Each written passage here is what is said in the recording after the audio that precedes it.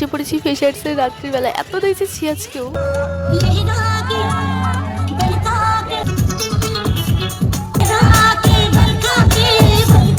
আমরা নাচিনি, সারা মাঠ নেচেছি, এত সুন্দর লাগছিল দেখতে। আস্তে আস্তে শীতের দিনে ঘেমে গেছি প্রচন্ড।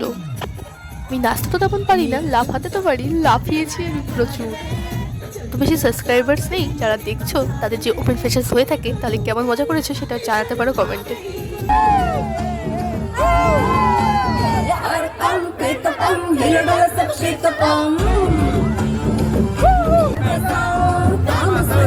আমাদের বোটানি ডিপার্টমেন্টের পাবলিক তো সেই নেচেছে।